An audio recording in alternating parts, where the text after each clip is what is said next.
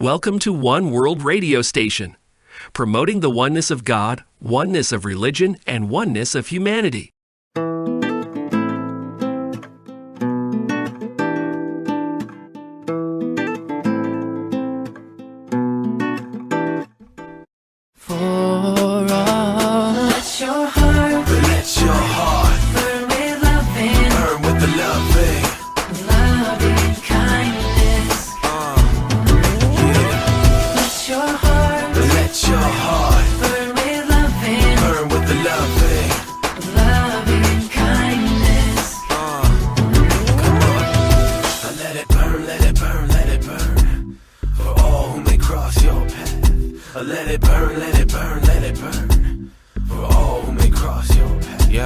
Let your heart shine with love like the sun from above. Dive deep into the sea to find the diamond in the rough. And unrestrained as the wind, you gotta stay. Be on your guard and vigilant every day. Basically, we've traveled North America, but we've had a worldwide response, and we're very excited about the effect that this second CD will have. About the power that you hold to change civilization. I used to say hi and walk on by without looking people directly in the eyes. I used to think there wasn't too much to miss, but then I heard the words that go like this. Let your heart burn with loving, burn with the loving kindness. Yeah. Let your heart burn with the loving kindness. Come on. I think it's important to take some time to think about what that means to us. Let your heart burn with loving kindness. Let it burn, let it burn, let it burn. For all who may cross your path. Let it burn, let it burn, let it burn. For all who may cross your path. Thank you for listening. Visit our website at oneworldradiostation.org. We are the Aba, the Zulu, the Acholi, the Zapotec. We are from Angola, Algeria, Zambia. We are Colombians, Aitsaoun, French, Tangali, Finns, Ojibwa, Greek. We are the Aymara, the Mayans, the Dutch, the Yoruba, the Cree, the Inuit. We are from Tuvalu, Spain, Luxembourg, Argentina, Zimbabwe, Suriname. We are the Poles, the Greenlanders, the Pakistanis, the Bank Islanders, the Maori, the Andangme. We are Mexican, Apache, Comorian, Swedes, Tigray. We are from Botswana, South Africa, Papua New Guinea, Equatorial Guinea, Guinea-Bissau, Martinique, Guadeloupe, Ireland, Uzbekistan, Canada.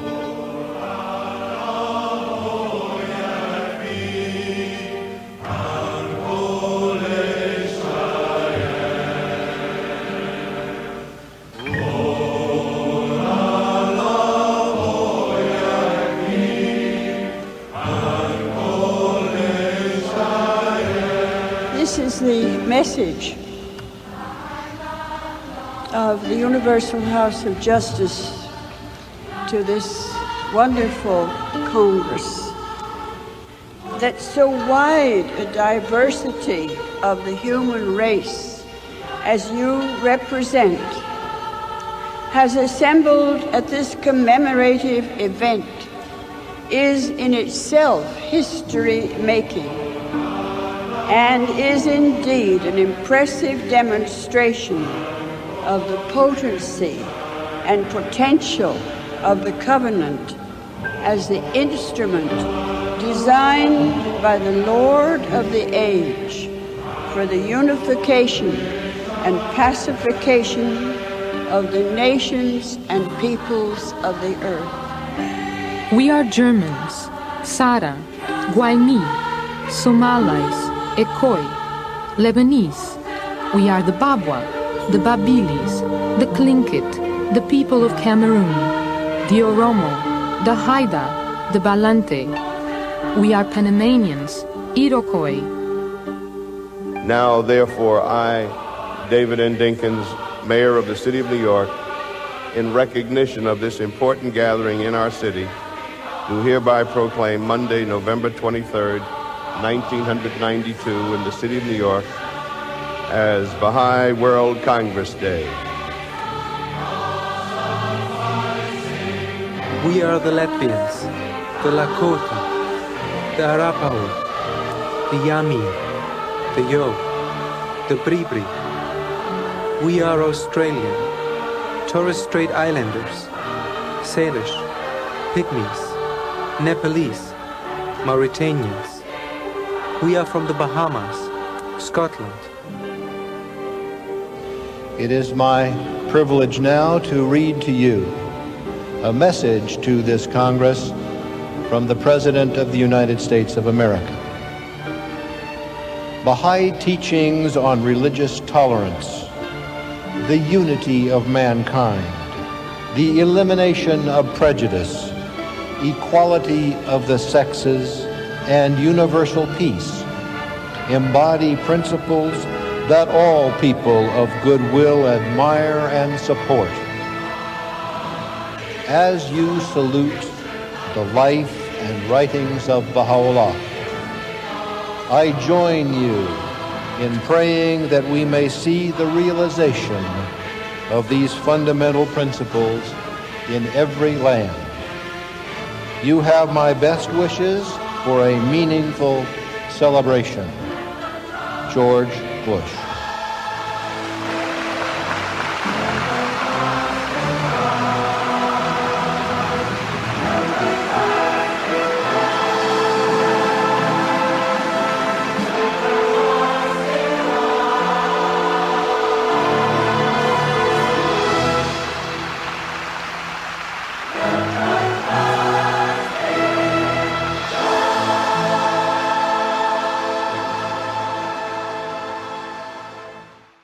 Thank you for listening to OWRS.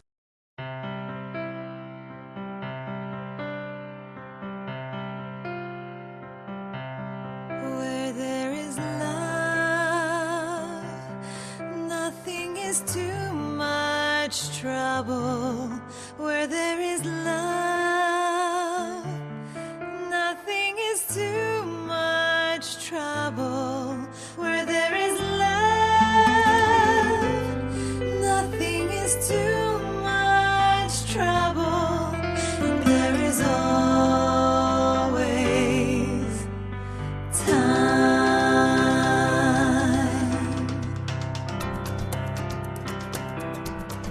Where there is love, nothing is too much trouble. Where there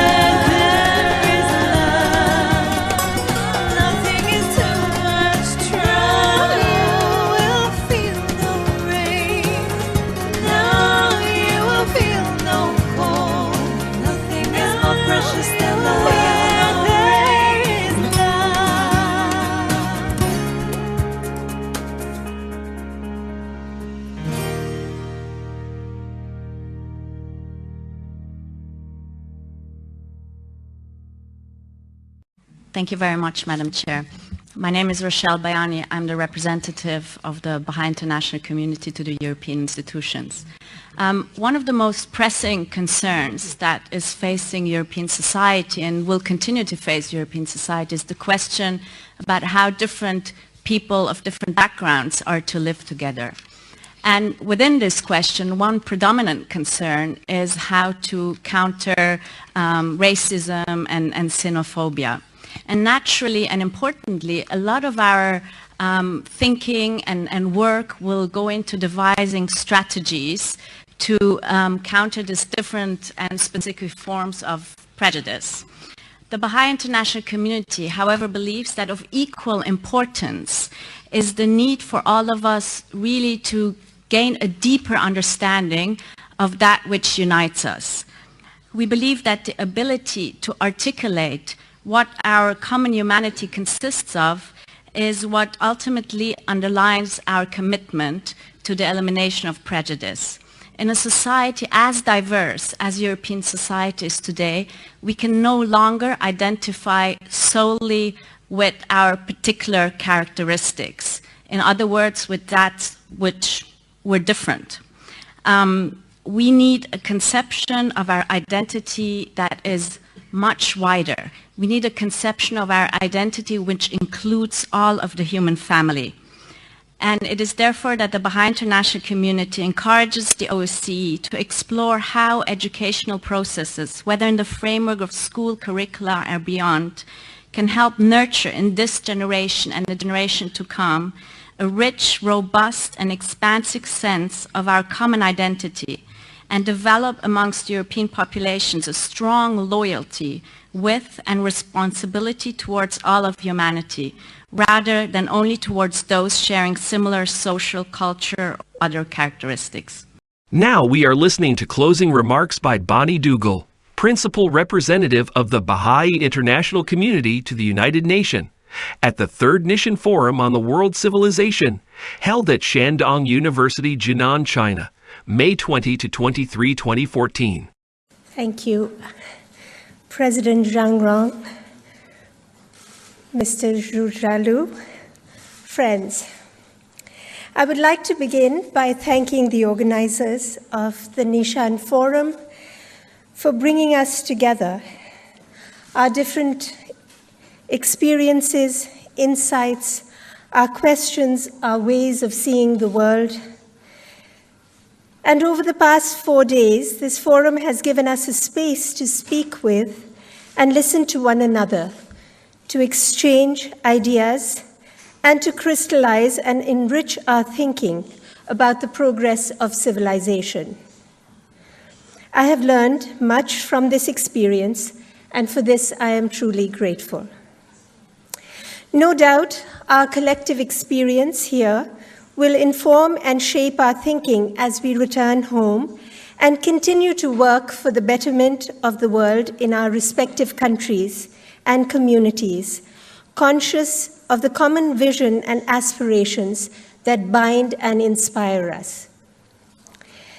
In these closing remarks, I would like to offer some reflections on the central theme of this forum, namely our pursuit of an ethic that can guide the people of the world in this period of history, a period characterized by a growing awareness of our interconnectedness, of our shared destiny as members of one human race.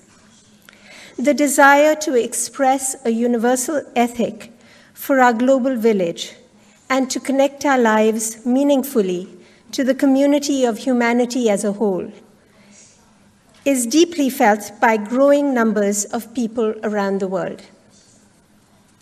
The question before us is of human flourishing. How can we organize our local, national, and global communities in a way that will enable human civilization to flourish, socially, culturally, technologically, materially, and ethically? This is, of course, a question that has occupied countless minds throughout the ages. At every stage, we have been challenged to balance a concern for ourselves and our own interests with concern for the well-being and happiness of others. Time and again, the great philosophers and teachers have raised before our eyes the implication of that moral precept, sometimes referred to as the Golden Rule. Do not do to others what we would not want others to do to us, Confucius declared millennia ago. Over 2,000 years later, Baha'u'llah, the founder of the Baha'i faith, echoed these words, saying, "If thine eyes be turned towards justice, choose thou for thy neighbor that which thou choosest for thyself." Thousands of years of intellectual and social history and the moral and ethical development that have been achieved over that span have brought us to the point where we can gather here today to explore, to imagine, and to articulate the elements of an ethic that will promote human flourishing.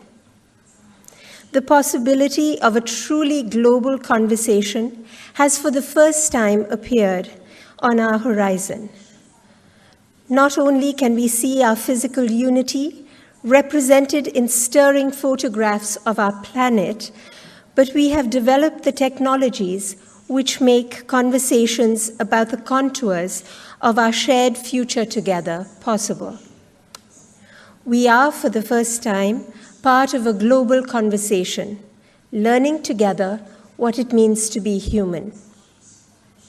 At the same time, even as we come together to pay tribute to the principles of justice, respect, and ethical behavior, we cannot ignore the fact that the voices of the masses of humanity are not yet part of this conversation.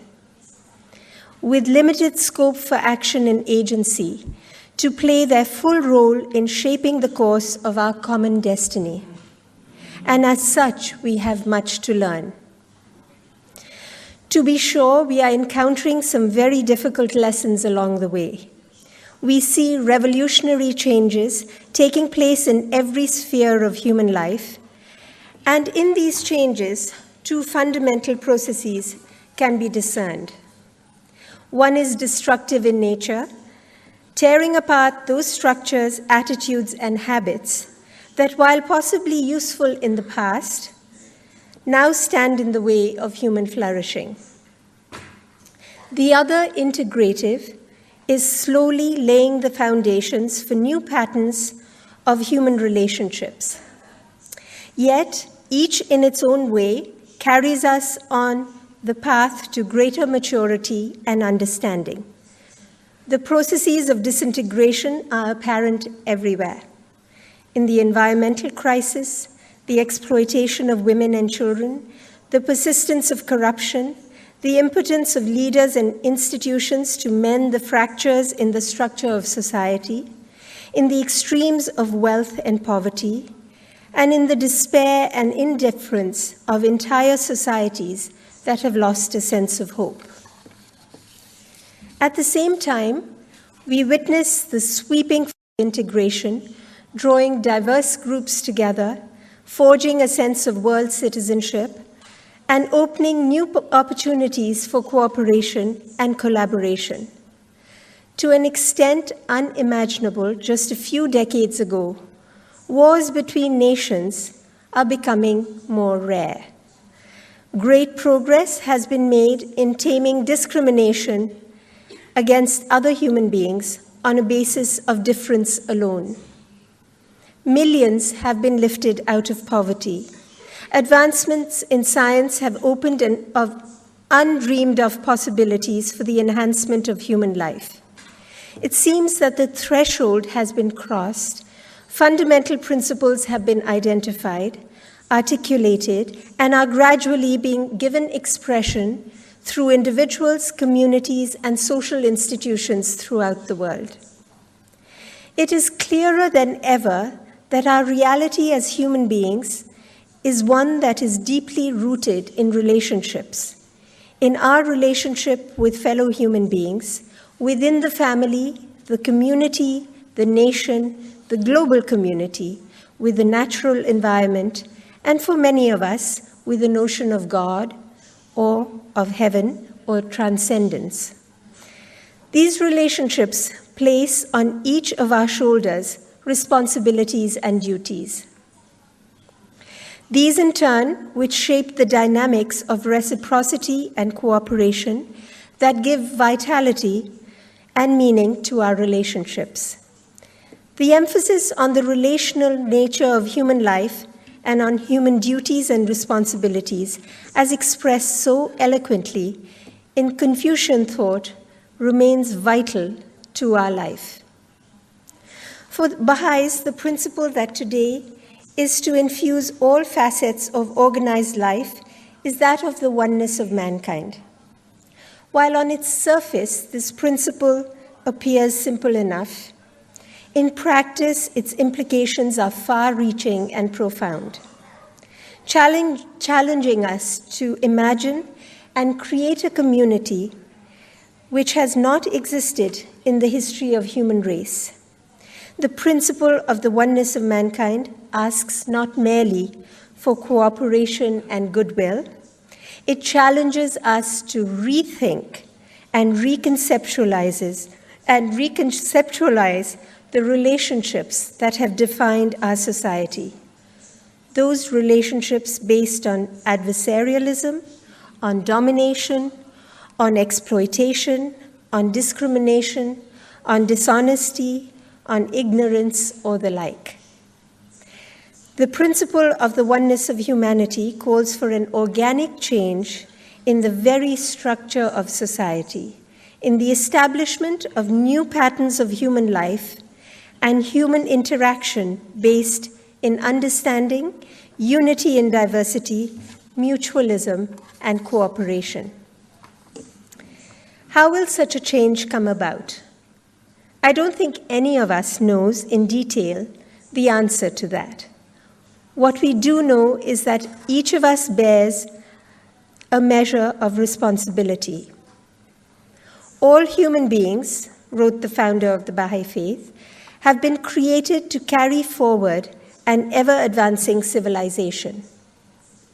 The common ethic that we must construct must be one that enables each person, every man, every woman, every boy, and every girl to recognize this responsibility, to bear the weight that it places on their shoulders, and to be enabled to make their unique contribution to the advancement of the whole.